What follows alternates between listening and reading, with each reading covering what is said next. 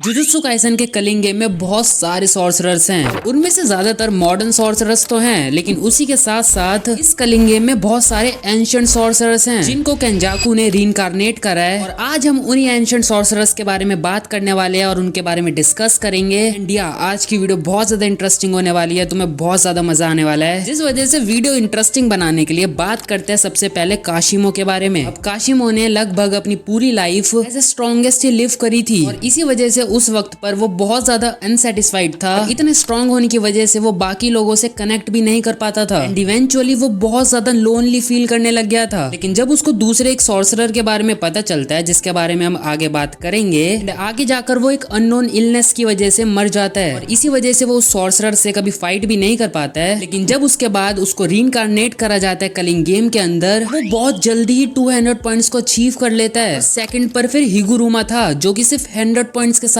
था। अब आगे वीडियो में स्पॉयलर्स आने वाले हैं, इसलिए मैंने तुम्हें पहले बता दिया है। अब हम देखते हैं कि वॉल्यूम 21 के अंदर काशिमो ने पांडा को डिस्ट्रॉय करा था और देखने से साफ साफ पता चल रहा था कि काशिमो ने ज्यादा एफर्ट नहीं डाला है इसमें, जिस वजह से हमें इसकी कर्स्ड एनर्जी के बारे में भी बात करनी पड़ेगी। अब इसकी कर्स्ड एनर्जी इलेक्ट्रिक है, जिसका मतलब वो किसी से भी अगर कांटेक्ट करेगा तो वो उसको इलेक्ट्रिक शॉक दे सकता है। वैसे तो इस टेक्निक को काउंटर करा जा सकता है, जिस वजह से वो एलीट सॉर्सरर्स के खिलाफ वो अलग टेक्निक को यूज करता है, जहां पर वो अपनी कर्स्ड एनर्जी को डिवाइड करता है एक पॉजिटिव चार्ज में और एक नेगेटिव चार्ज में, कि of course they attract each other. लेकिन अगेन इस टेक्निक को भी यूज करने के लिए काशिमो को अपने अपोनेंट से कांटेक्ट करना होगा ताकि वो उनको एक इलेक्ट्रिकल चार्ज दे सके। इसके अलावा भी काशिमो के पास अपनी खुद की एक कर्स टेक्निक है जिसका नाम है मिथिकल बीस्ट एम्बर, और इस टेक्निक के अंदर वो एक बीस्ट बन जाता है। वो इलेक्ट्रोमैग्नेटिक वेव्स को प्रोड्यूस कर सकता है, वो सोनिक बूम्स को फेंक सकता है and even he can see through muscles, bones and organs. और इतना ही नहीं, वो शेप शिफ्टिंग भी कर सकता है। इतना कुछ कम पड़ जाए, वो इनके अलावा भी बहुत सारी चीजों को यूज कर सकता है इस टेक्निक के अंदर। लेकिन इस टेक्निक का डाउनग्रेड ये है कि वो इस टेक्निक को एक ही बार यूज कर सकता है, जिस वजह से ये बंदा इस टेक्निक को सिर्फ सुकुना के सामने यूज करना चाहता था, क्योंकि भाई के ख्वाब बहुत ज्यादा बड़े हैं। लेकिन अब बात करते हैं हम अपने अगले सॉर्सरर के बारे में, जो कि है रियू। अब ये बंदा भी काशिमो के एरा से ही आता है और जिस सॉर्सरर की मैं बात कर रहा था जिससे काशिमो नहीं लड़ पाया, वो और कोई नहीं रियू ही था, क्योंकि रियू अपने एरा में बहुत ज्यादा फेमस था और having the highest ever output of cursed energy, और इसी वजह से केंजाकू की अटेंशन इसके ऊपर पड़ती है। अब बात करते हैं रियू की कर्स टेक्निक के बारे में। अब इस टेक्निक के अंदर वो मल्टीपल बीम्स को फायर कर सकता है साइमल्टेनियसली, जो कि अपोनेंट को ट्रैक डाउन भी कर सकती है। वैसे तो उसकी ब्लास्ट की स्ट्रेंथ बहुत सारी चीजों पर डिपेंड करती है, जैसे कि चार्जिंग टाइम पर, डिस्टेंस पर या फिर उसकी फॉर्म पर, जिस वजह से ब्लास्ट की स्ट्रेंथ हमेशा सेम नहीं होती है। बट इसके अलावा भी रियू डोमेन एक्सपेंशन को भी यूज कर सकता है, लेकिन उसके डोमेन एक्सपेंशन को हमें नहीं दिखाया गया तो मैं उसके बारे में बात नहीं कर सकता हूँ। लेकिन अब बात करते हैं हम अपने अगले सॉर्सरर के बारे में, जो कि है योरोजू। अब योरोजू एक एंशिएंट सॉर्सरर है फ्रॉम 1000 इयर्स अगो, और वो रीइंकार्नेट होती है मेगुमी की सिस्टर की बॉडी में। बट उसका कलिंग गेम रिकॉर्ड बहुत ज्यादा खराब है, क्योंकि उसके पास कोई पॉइंट्स थे ही नहीं, क्योंकि ये बंदी सीधा सुकुना से लड़ती है और सुकुना के पास उस वक्त 16 फिंगर्स की कर्स्ड एनर्जी थी। तो तुम्हें पता ही होगा कि इस फाइट का रिजल्ट क्या निकला होगा। लेकिन इसकी कर्स टेक्निक के बारे में बात कर लेते हैं। अब इसकी कर्स टेक्निक है कंस्ट्रक्शन, जिसकी मदद से वो लगभग कुछ भी क्रिएट कर सकती है। एंड ये ज्यादा कुछ है नहीं इसके बारे में बात करने के लिए, जिस वजह से हम अपने अगले सॉर्सरर की तरफ बढ़ते हैं, जो कि है ध्रुव। और आगे का तुम देख लो इसको कैसे प्रोनाउंस करेंगे, क्योंकि मुझे लगता है कि मैं खराब ही प्रोनाउंस करने वाला हूँ इसको। अब वैसे तो ये सॉर्सरर बहुत ज्यादा स्पेशल था और इसकी टेक्निक इसको मल्टीपल शिकिगामी का एक्सेस देती है and this shikigami orbit around each other. ये एक तरीके से डोमेन एक्सपेंशन ही है। जो भी इन शिकिगामी के स्पेस में आएगा वो एक्सपोज हो जाएगा इनविजिबल स्लैशेस के साथ विद गारंटेड हिट, जिस वजह से तुम कह सकते हो कि सुकुना के ओपन बैरियर का एक वीकर वर्जन है। लेकिन ये बंदा क्लोज कॉम्बैट में इतना कुछ नहीं कर सकता है, जिस वजह से यूता ने इसको डिस्ट्रॉय करा था। लेकिन अब बात करते हैं हम अपनी अगली सॉर्सरर के बारे में, जो कि है उरो। ये अपने टाइम पर एक असैसिन ग्रुप की लीडर थी जिसका नाम था Sun Moon and Stars Squad, जो कि फुजीवारा क्लैन के अंडर काम करते थे। अब इसकी कर्स टेक्निक का नाम है स्काई मैनिपुलेशन, और इस टेक्निक के अंदर उसके लिए स्काई एक सरफेस की तरह हो जाता है, जिसको वो जैसे चाहे वैसे मैनिपुलेट कर सकती है। चाहे वो उसको रैप कर सकती है, चाहे तो वो उसको पकड़ सकती है। अब इसके पास भी डोमेन एक्सपेंशन है, बट रियू की तरह इसका भी डोमेन एक्सपेंशन हमें नहीं दिखाया गया है, तो मैं उसके बारे में भी बात नहीं कर सकता हूँ। लेकिन अब बात करते हैं हम अपनी अगली सॉर्सरर के बारे में, जो कि है एंजल। वैसे तो कलिंग गेम में इसका ऑब्जेक्टिव बाकी एंशिएंट सॉर्सरर्स को वाइप आउट करने का है, और वो ऐसा कर भी सकती है अपनी टेक्निक की मदद से। वो अपनी टेक्निक की मदद से किसी भी कर्स टेक्निक या फिर किसी भी कर्स्ड ऑब्जेक्ट को नलीफाई कर सकती है, इंक्लूडिंग बैरियर्स, जिस वजह से तुम कह सकते हो होगी ये पूरे कलिंग गेम में एक बहुत ज्यादा इंपॉर्टेंट रोल प्ले करती है। मैं बस ज्यादा स्पॉयलर्स नहीं देना चाहता हूँ। But now let's talk about Reggie. अब ये भी ग्रेड 1 लेवल सॉर्सरर है विद सॉलिड बैटल IQ। अब इसकी कर्स टेक्निक का नाम है कॉन्ट्रैक्चुअल रिक्रिएशन, जिसकी मदद से he can manifest any object, चाहे वो कोई व्हीकल हो, चाहे वो कोई बिल्डिंग हो, चाहे वो कुछ भी हो, बस उसके पास उस चीज की रिसिप्ट होनी चाहिए। और इसी के साथ साथ वो नॉन टेंजिबल सर्विसेज को भी रिक्रिएट कर सकता है, like spa treatment. And I have to say वो अपनी कर्स टेक्निक को बहुत ज्यादा अच्छे से यूज करता है और वो हमने देखा था। अब इसके भाई बंधुओं के बारे में भी बात कर लेते हैं। सबसे पहले बात करते हैं हाजिनोकी के बारे में, जो कि अपनी रिवर्स कर्स टेक्निक को बहुत ज्यादा अच्छे से यूज करता है। अब ये बंदा अपनी पावर की मदद से अपने बॉडी पार्ट्स को एक्सप्लोजिव्स में बदल सकता है और इसकी रिवर्स कर्स टेक्निक पर मास्टरी होने की वजह से वो उन्हें ग्रो भी कर लेता है विद इन सेकेंड्स। और दूसरा है चिजुरू, जिसके बारे में शायद हमें बात करने की जरूरत नहीं है। हम सीधा बात करते हैं डाइडो और मियो के बारे में। सबसे पहले बात करते हैं डाइडो के बारे में। अब ये एक रेगुलर ह्यूमन ही था जो कि अपनी कर्स एनर्जी को कंट्रोल नहीं कर सकता था, बट अपनी स्वॉर्डमैनशिप की वजह से वो एक स्पेशल ग्रेड कर्स को भी काट सकता था in half. And spoilers alert, वो स्पेशल ग्रेड कर्स नाओया जेनिन था। और दूसरी तरफ हम मियो के बारे में बात करें, एक